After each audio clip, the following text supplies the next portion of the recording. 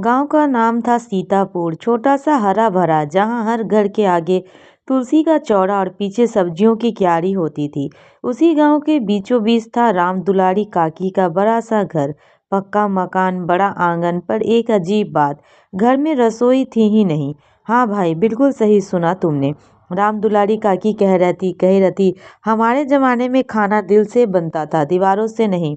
काकी के तीन बेटे थे, मोहन, सोहन और रोहन, और तीनों की शादियां हो चुकी थी। घर में तीनों बहुएं आई, गुड़िया, पारो और चंपा। तीनों अलग अलग स्वभाव की, पर एक बात कॉमन, खाना बनाने में माहिर, या काम से कम उन्हें ऐसा लगता था। शादी के बाद जब पहली बार तीनों बहुएं ससुराल आई तो घर देखकर खुश हो गई। बड़ा आंगन, खुली हवा, पेड़ पौधे, पर जैसे ही गुड़िया बोली, अम्मा रसोई किधर है, सामान रख दूं, राम दुलारी काकी हंस पड़ी, हमारे घर में रसोई नहीं है बहू। तीनों बहुएं एक दूसरे का मुंह देखने लगी। पारो ने धीरे से पूछा, तो खाना कहाँ बनता है? काकी बोली, यही आंगन में, चूल्हा, ईंट, लकड़ी, जो चाहिए सब मिलेगा। असली स्वाद खुली हवा में आता है। चंपा के मुंह से निकल गया, हे भगवान, यह कैसा रियलिटी शो है। अगले ही दिन सुबह सुबह काकी ने तीनों को जगा दिया। उठो बहुओं, आज से सीखो बिना रसोई के पकवान।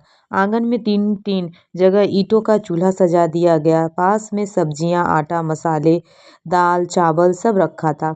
गुड़िया ने लकड़ी सुलगाने की कोशिश की, धुआं सीधा उसके मुंह पर। खा खा खा, अम्मा यह तो आंखों में मिर्ची डाल रहा है। पारो ने बेलन उठाया, पर रोटी गोल की जगह भारत का नक्शा बन गई। चंपा ने दाल चढ़ाई, पर नमक डालना भूल गई। राम दुलारी काकी दूर खड़ी खड़ी मुस्कुरा रही थी। मोहन, सोहन और रोहन खेत से लौटे, खुश थे, आज तो बीवियां पहली बार खाना बनाएगी। थाली परोसी गई। मोहन ने रोटी तोड़ी, यह रोटी है या राज्यसभा का नक्शा? सोहन ने दाल चखी, इसमें नमक ढूंढने के लिए मैग्नीफाइंग ग्लास चाहिए। रोहन ने सब्जी खाई, अरे यह तो मिर्च की चटनी लग रही है। तीनों बहुएं शर्म से लाल। गुड़िया बोली, अम्मा यह बहुत मुश्किल है। काकी बोली, मुश्किल नहीं, आदत नहीं है। अगले कुछ दिनों तक यही सिलसिला चलता रहा, धुआं, आंसू, जली रोटी, फीकी दाल, कच्ची सब्जी। पर एक बात हुई, तीनों बहुएं आपस में दोस्त बन गई। गुड़िया बोली, चलो काम बांट लेते हैं, मैं रोटी बनाऊंगी, पारो मैं सब्जी, चंपा मैं दाल बना लूंगी। अब काम आसान लगने लगा। एक दिन काकी बोली, खाना से पेट भरने का को नहीं, दिल खुश करने को बनता है। मसाले हाथ से नापो, आंखों से पहचानो। उन्होंने दिखाया, हल्दी कितनी, धनिया कितनी, जीरा कब तड़काना है। चंपा बोली, अम्मा आप तो चलती फिरती यूट्यूबर हो। काकी हंस पड़ी, हमारे जमाने में यूट्यूब नहीं, दादी ट्यूब होती थी। एक हफ्ते बाद गुड़िया ने फूली फूली रोटियां बनाई। पारो ने आलू गोभी में ऐसे तड़का लगाया कि खुशबू पूरे मोहल्ले में फैल गई। चंपा की दाल में घी की बूंद पड़ी तो सब उंगलियां चाटते रह गए। मोहन बोला, अरे वाह, यह तो होटल से भी बढ़िया है। सोहन, अब तो रोज खेतों से जल्दी ही घर आऊंगा। रोहन, हमारी बीबियां तो सेफ निकली। तीनों बहुएं मुस्कुरा रही थी, आत्मविश्वास आ गया था। एक दिन जोरदार बारिश शुरू हो गई। आंगन में पानी भर गया, चूल्हे भीग गए। पारो घबराई, अब खाना कैसे बनेगा? गुड़िया बोली, आज तो भूखे रहना पड़ेगा। तभी चंपा बोली, रुको हम जुगाड़ करेंगे। तीनों ने मिलकर बरामदे के नीचे ईंट लगाई, ऊपर टीन का टुकड़ा रखकर अस्थाई छज्जा बना लिया। लकड़ी अंदर सूखी रखी थी, आग जली, खाना भी बना। राम दुलारी काकी आंखें चमक चमक उठी, आज तुम सच में इस घर की बहुएं बन गई।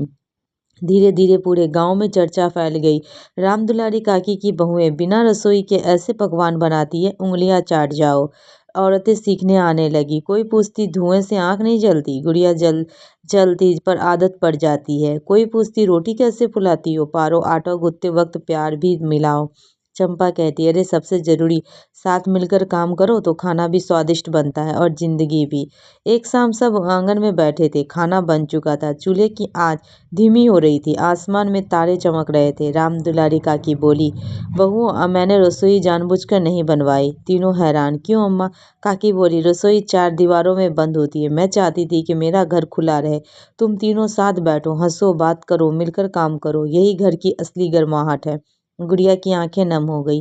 पारो बोली, सच में अम्मा, अगर अलग अलग रसोई होती तो हम इतनी पक्की सहेलियां नहीं बनती। चंपा हंसी बोली, और हम इतना जुगाड़ भी नहीं सीखते। समय बीतता गया, आंगन चूल्हा वाला इस घर की पहचान बन गया। त्योहार हो, शादी हो, मेहमान सब कहते, हमें अब वही आंगन वाला खाना चाहिए। तीनों बहुएं अब गांव में मशहूर थी, बिना रसोई के पकवान बनाने वाली बहुएं। और सच पूछो तो उनके हाथ में सिर्फ मसालों का स्वाद नहीं था, बल्कि मिलजुल कर रहने की खुशबू भी थी।